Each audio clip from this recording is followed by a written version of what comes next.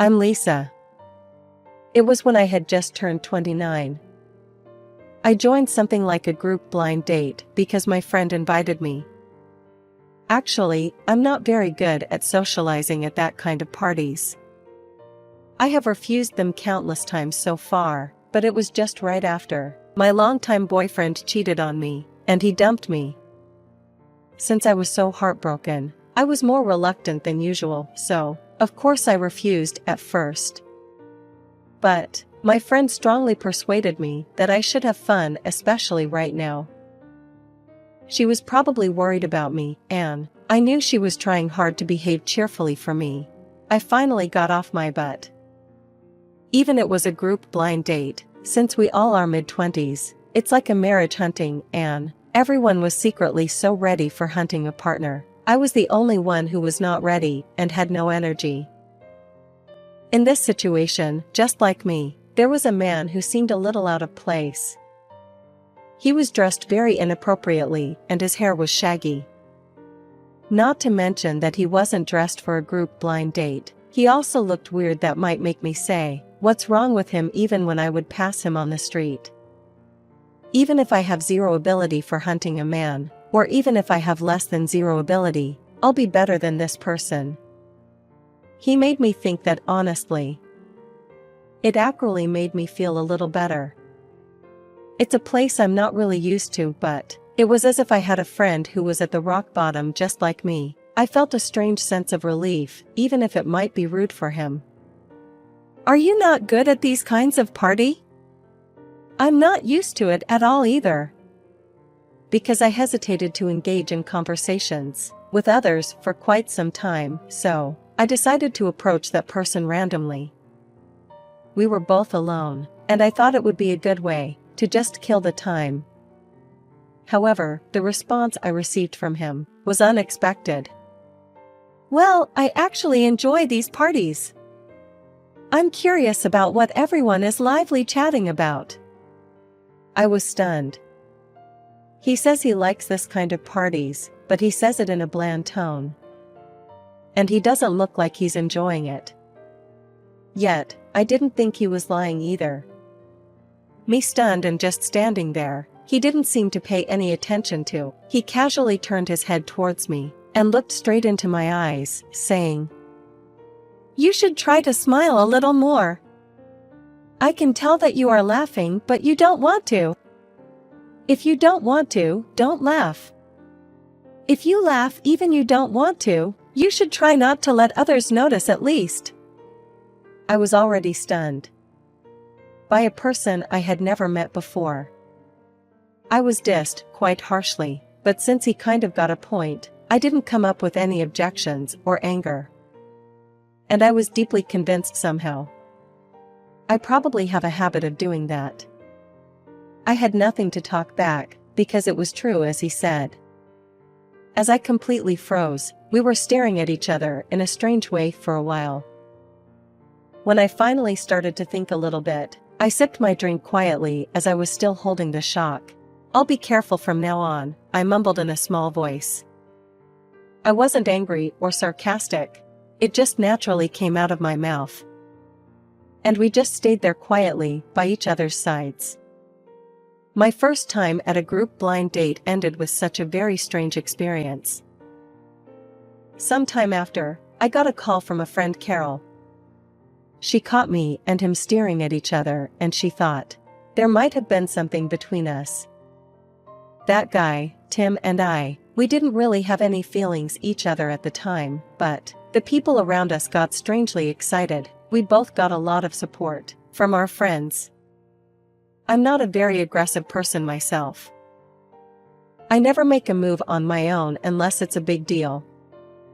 As for our friends, not setting the bar so high from the beginning. They thought it would be good if we keep in touch casually, and they were trying to get us together going the flow. My friend and one of his friend had known each other for a long time. They knew me and Tim very well, so it was encouraging that they know us well. Among our friends, it seems like they slightly thought that we looked good together. For that reason, Tim and I stayed in touch sometimes. However, nothing really changed rapidly from there. We went out for dinner or somewhere. We did date-like things, so to speak, but there was no romantic vibe. Surprisingly, we had common interests and hobbies, but we both were not the type of people who get hyped often. We always spent our time in a casual way. It was like an extension of being with good friends. Tim being not the type of romance-oriented person may have been a big reason of it. "Are you not interested in clothes at all?" I asked him straight one time.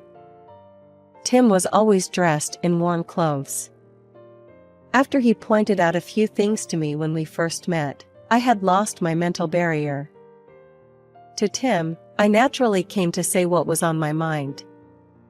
Tim answered without changing his expression, "I am interested. I enjoy thinking about what the person's intention is in their clothes, and what their self-expression is there. As for my own clothes, I just choose what I think is most appropriate for me." I'm always unsure of what Tim says, and yet it somehow convinced me.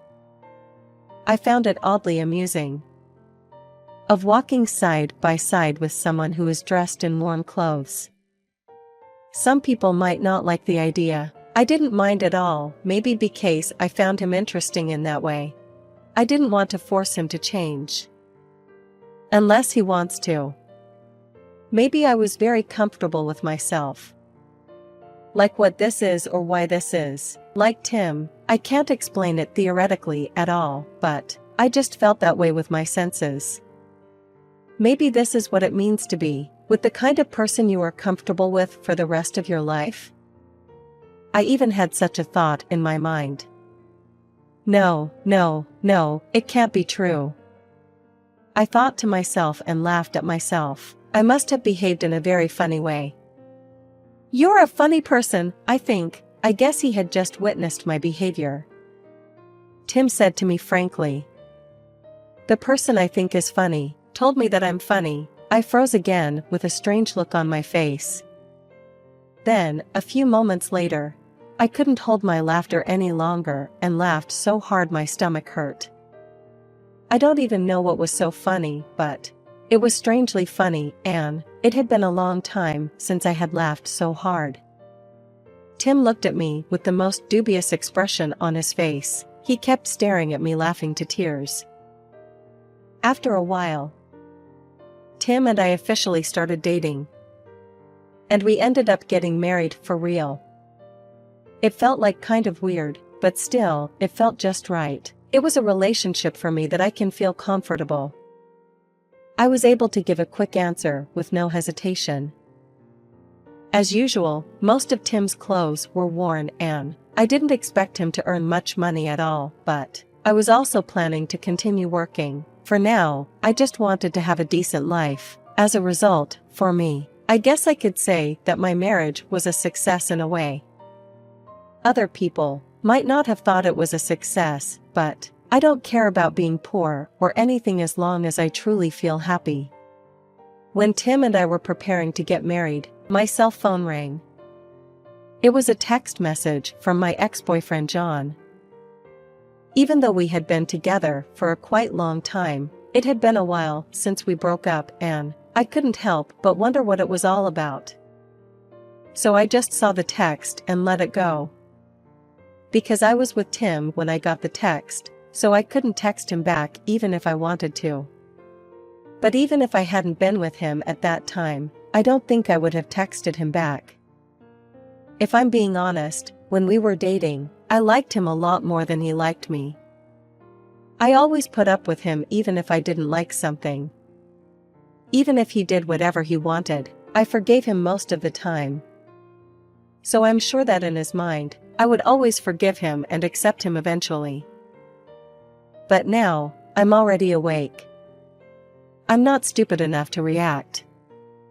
He had sent several texts and gave some calls since then, but I ignored them all. I didn't care at all. It was just nothing important for me.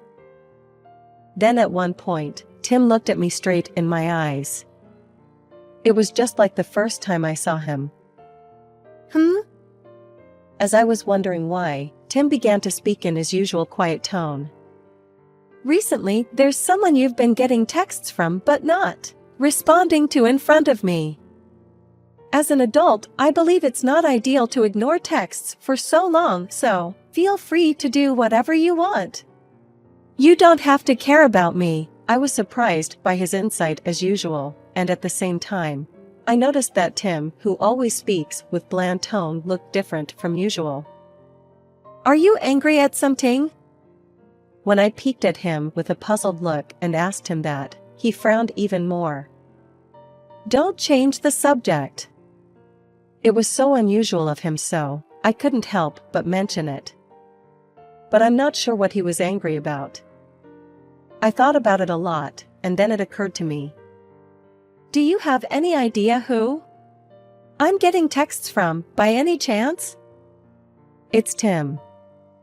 He must have been looking over everything from a much higher place than me.